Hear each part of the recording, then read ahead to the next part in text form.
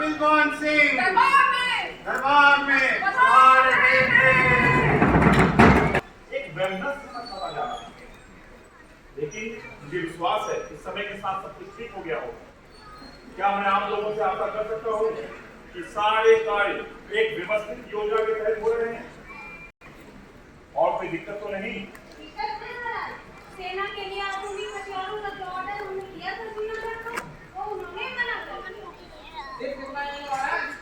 हमारे नगर में विद्यालय निर्माण के लिए जो जमीन आवंटित की गई थी उसका विभाग पड़ोसी राज्य में चला गया। महाराज अब विद्यालय होना खत्म हो लग रहा है, असंभव।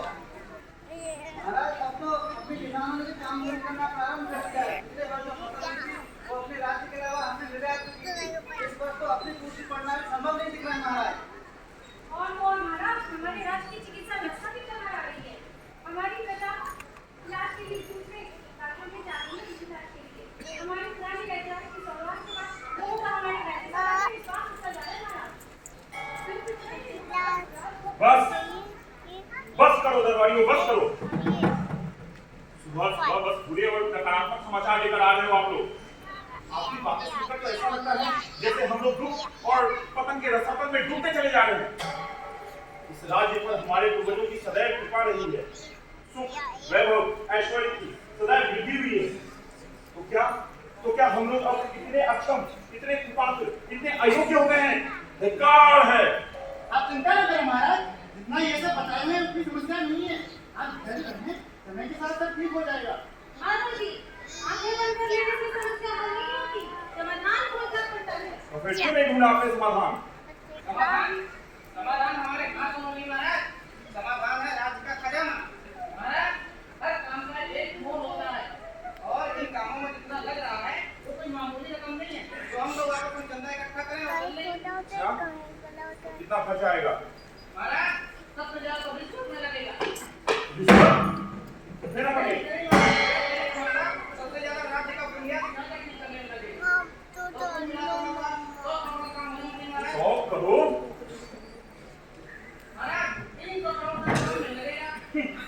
ये केवल आश्वासन है या काम भी पक्का होगा?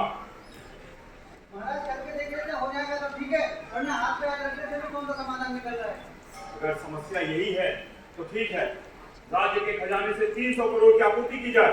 नहीं महाराज, हमें थोड़ा रुकना होगा। जितना मैंने कुछ योजना और प्रबंध किए उन पर भी विचार कर लेते हैं। कैसी योजना? महाराज ये वृंदावन से मिल रहा है, ये मेरी सहायता के लिए यहाँ आए हैं और मेरी बनाई योजनाओं और प्रबंधों में इनका बड़ा सहयोग रहा है। आपकी आज्ञा हो तो हम अपनी योजनाओं और प्रबंधों पर प्रकाश डालें। हाँ हाँ जरूर। राघव, हमारे यहाँ स्वागत है। वैसे भी माधव का मित्र, हमारा मित्र। आप विंध्यनगर से आए। विंध्यनगर के बारे में हमने बहुत सुना था, बड़ा ही सुव्यवस्थित और सुंदर नगर। और मैंने सुना है कि विद्युत उत्पादन में भी बड़ा अग्रणी है। माधव को अपनी योजना बताओ। महाराज वैसे तो मैं युद्ध के पक्ष में नहीं हूँ, लेकिन आत्मरक्षा के लिए सैन्य बाहुबल का होना अति आवश्यक है। इसके लिए मैंने जूना वर्गीय की सहायता ली है। उनकी सहायता से हम जल्दी यश निर्माण कर पाएंगे और आने वाले समय में हम नहीं दूसरे राज्य हमसे खरीदेंगे। दूसरी बात विद्यालय पर। महाराज मैंने पड़ोसी राज्य के शिक्षा भी बहुत ही राजा की खास है। उनसे विद्यालय बनाने की बात हुई, विद्यालय बनाना चाहिए, परंतु उनके पास बेहतर शिक्षक न हो पाने की वजह से वो विद्यालय बनाने में नाकाम हो गए। वो हमारी सहभागिता से विद्यालय बनाना चाहते हैं। स्कूल उनका, शिक्षक हमारे, बच्चे तो कोई बच सकते हैं। और रही बात महाराज जमीन की, तो इसमें हमारे किसान भाइयों की कोई गलती नहीं है। हमारी जमीन ही उपजाऊ नहीं है, लेकिन कुछ मृदा उपचारों और जैविक खादों से ये समस्या भी हल हो सकती है। इसके लिए मैंने कुछ कृषि वैज्ञानिकों से बात की है, उनकी सहायता से हम जल्दी समाधान ढूंढ लेंगे। और रही बात चिकित्सा प्रणाली की महाराज, आप तो जानते हैं हमारे पुराने वैद्यराज नहीं है, परंतु उनके कई छात्र हैं तो उनसे सीखकर दूसरे राज्यों में सेवा दे रहे हैं। अब अगर हम उन्हें अच्छी वेतन के साथ बुला ले तो हमारी चिकित्सा प्रणाली भी बेहतर हो जाएगी। वाह वाह माधव वाह, ये होती है राज्य की सच्ची सेवा। मैं तुमसे बहुत खुश हूँ। बोलो क्या मांगते हो? कुछ नहीं महाराज, आपका विश्वास ही काफी है। नहीं नहीं, हम फिर भी तुम्हें कुछ देना चाहते हैं। हमारे राज्य की सीमा से लगा शाहीनगर, शाहपुर, एसडाइक हम तुम्हारे नाम करते हैं। ये नगर जब तुम्हारे सामने बिगाड़ेगा तो वो भी आवाज हो जाएगा। और इतना है नहीं माधव, आज मैं तुमसे बहुत खुश हूँ। आज का भोजन हमारे साथ और अपने मित्र राघव को भी दिया। आप लोगों ने भोजन किया तो आप लोग अपने घर से भोजन करके आइए। और ध्यान रहे, संध्या वेला में कुछ विशेष मुद्दों पे चर्चा करनी है तो विलंब ना हो।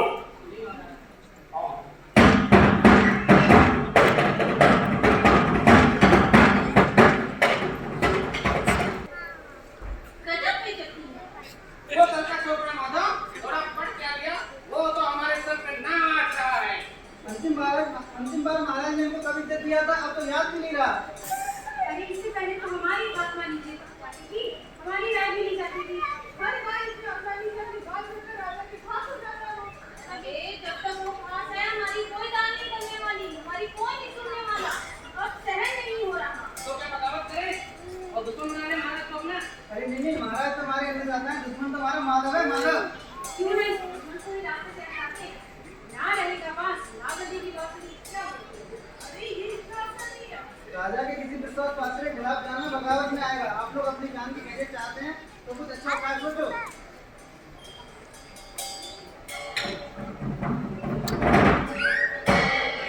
महाराज आपको और हमारे दुश्मन एक ही है। कुछ ऐसा करिए कि सांप भी मर जाए लाठी भी न टूटे। अरे अब कर भी क्या सकते हैं? उसके खिलाफ हटा भी नहीं सकते, उल्टा हम फंस जाएंगे। कुछ माधव को रास्ते से हटाने के लिए मेरे पास एक बढ़िया तरकीब है। तरकीब ये है कि दीवारों के भी काम होते हैं।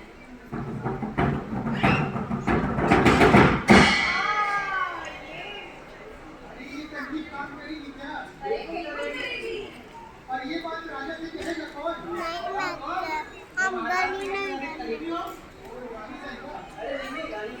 तो माता क्यों गाएगा?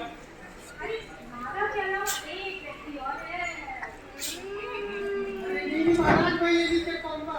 हंस गया तो सुनो, अगर काम हो गया तो अपने को लाके लाओ, वो भी काम भी करते। और काम भी हुआ, हंस गया तो